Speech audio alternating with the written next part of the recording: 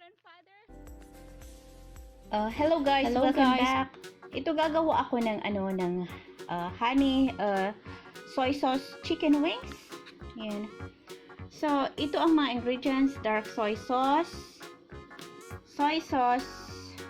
tapos yan, ground ginger kasi wala akong fresh, at asin, salt, at saka konting garlic, at honey.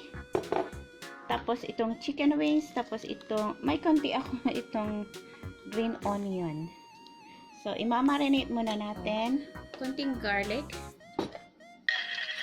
Konting garlic lang. Para may lasa lang siya ng garlic kasi gusto ko may garlic siya pag.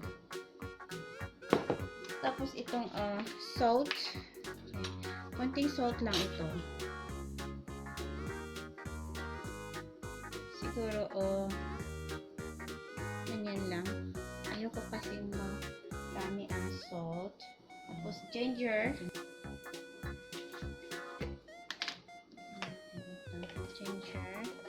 Kasi wala tayong fresh. So itong ginger na lang na powder. Konti lang naman siya. Mag-add lang siya ng flavor na ito yung soy sauce ko. Ito ang parami. Tapos itong dark soy sauce, calculation lang itong ginagawa ko para may itsura siya. Tapos ito mamaya yung honey na lang mamaya yan pang naluto na siya, i-mix lang natin lahat, tapos i-marinate ng few minutes, or pag mas matagal, pero sa akin mga siguro 1 oras ito na yan, basta i-mix siya. Yan. Ngayon na para mas masarap.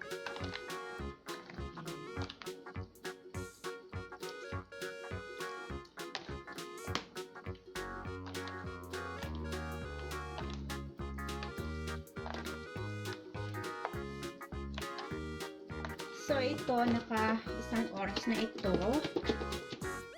At, ipiprito na natin. Yan.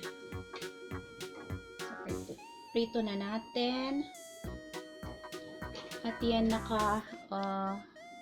maglalagay tayo ng, mantika. So, yan, maglalagay tayo ng mantika dito.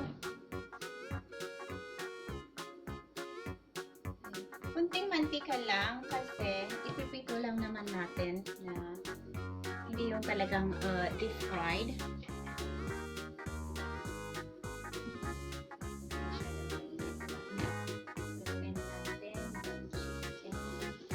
Hindi masyadong mainit, batagin pa rin.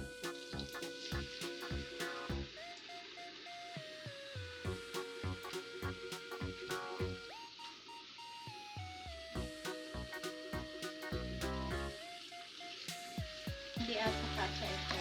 So,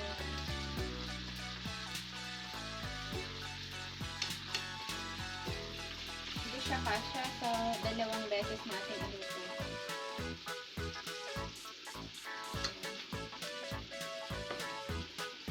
Yan. Medyo na. Ganun lang.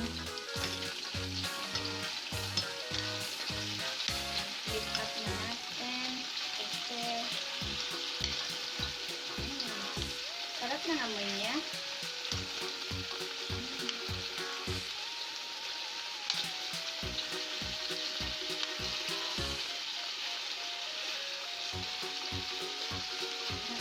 Tingnan niya. Tingnan niyo yung kulay niya. Ang sarap ng amoy niya. Yan, tinakpan ko siya para mag-steaming siya para maluto yung nasa loob niya. Ayan. Dito naman, itong honey ay imimix natin sa water. So, maglalagay lang ako ng 3 tablespoon. Tatlong tablespoon.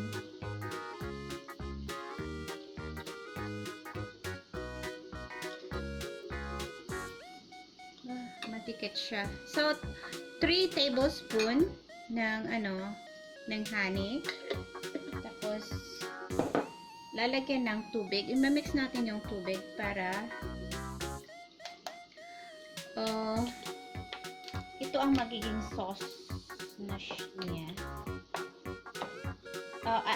Para i-mix na natin dun. So, mix na natin. Just mix lang para magiging syrup siya.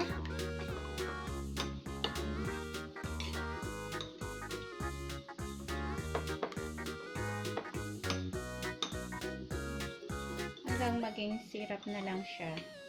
Para madali siyang ma-mix later.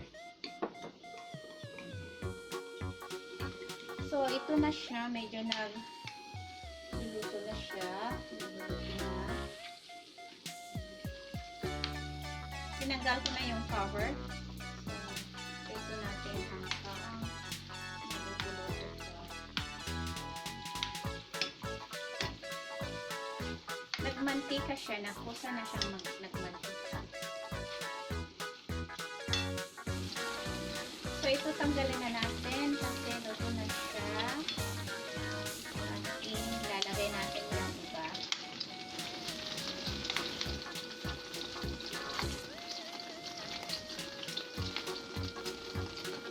Ayan, dito na ito.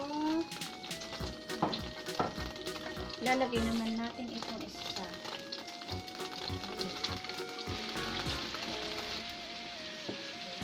So, another batch. Maliit kasi itong pinaglutuan ko. Ayan na lang. Ayan. So, takpan natin para maluto yung nasa loob niya. Ayan natin.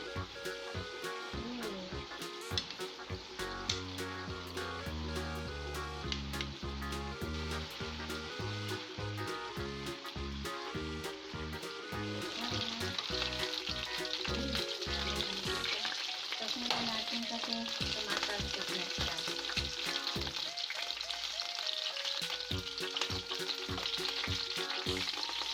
Oh.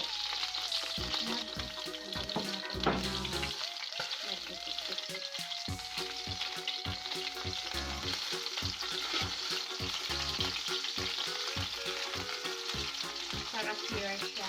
Nagmantika na siyang kusa na marami.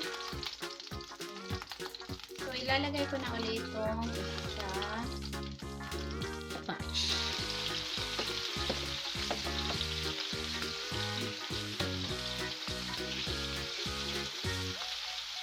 So, try ko natin ulit. Ito na yung naluto siya, yung iba. Masarap.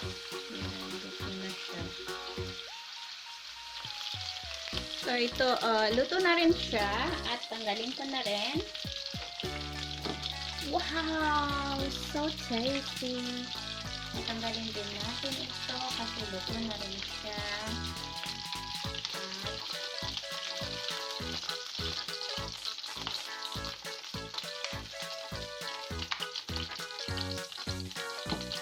Itong oil ay tanggalin natin yung oil. Itong honey. Ayan. Lalagay natin itong honey.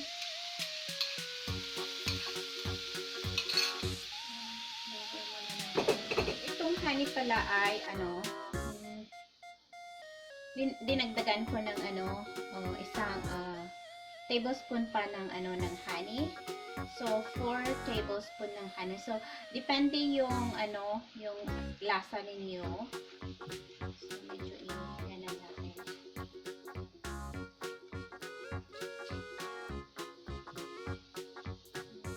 So ito ilalagay na natin itong chicken.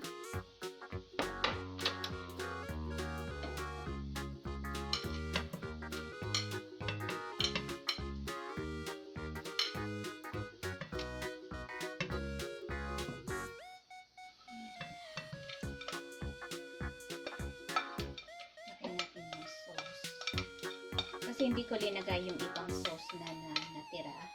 Namigyan ko sa iba yun.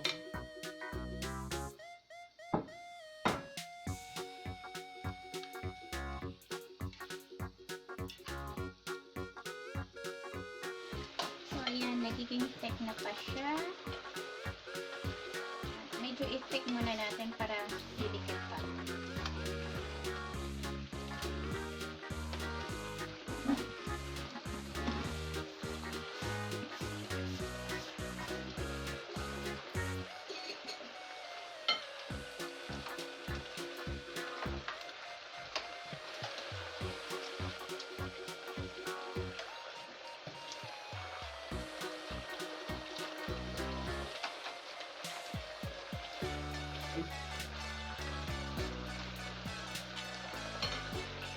So, ito na siya at luto na siya. I-off na natin. Tignan nyo, wala na yung mga medyo nawala na yung mga tubig. Ay, yung nag-caramelize na siya at okay na ito. I-off na natin itong kalan. Tasty! Sarap!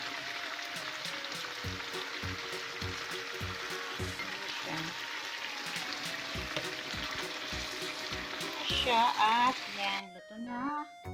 Sarap-sarap nito.